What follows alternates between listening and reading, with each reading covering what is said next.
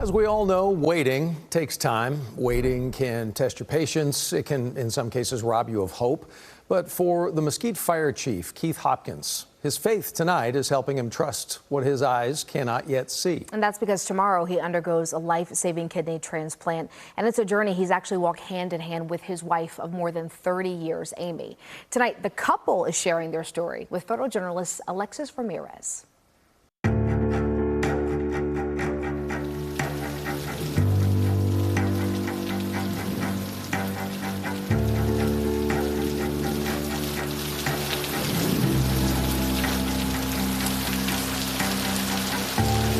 I know there's a purpose for where I am. I know there's a reason we're going through what we're going through, and it'll happen in the right time.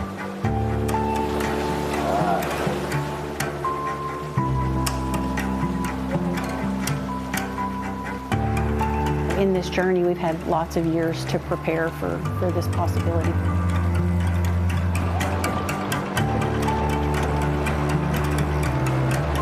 One of the things about being a firefighter is you train yourself to not be emotional. You know, we almost lose empathy.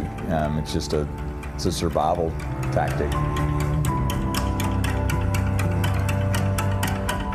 It's hard for him to be the recipient of things. So I think that will be something that God is really going to teach him how to be a gracious receiver. Yes, a gracious receiver.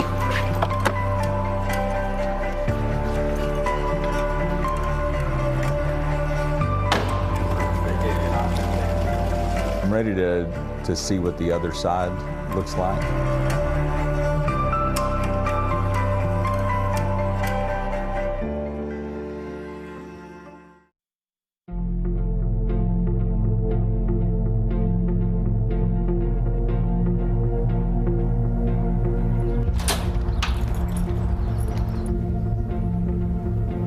Morning, Maria. How are you? Good morning, Shanae. I don't feel sick, and so you think, why am I doing something if I feel okay to jump out and do so? But I mean, the numbers don't lie, and it is what it is.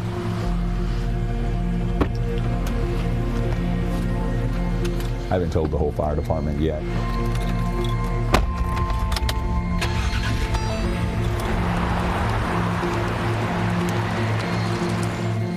Hi, fellas.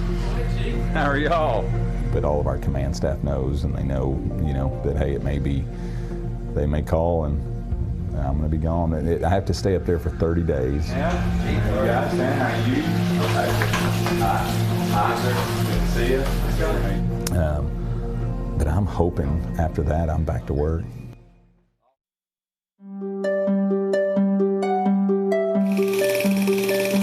We went to Baylor University together.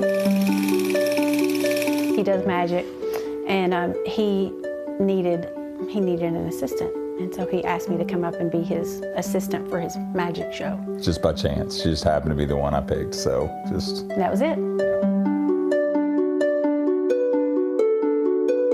We were married right after college. Actually, I'm a little bit older than he is. We like to say she was born in the 60s, and I was born in the 70s. And I married her to help my retirement. My pension is better because she's considerably older than I am. We're not a decade apart, but he tells people we are. We're 7 months apart.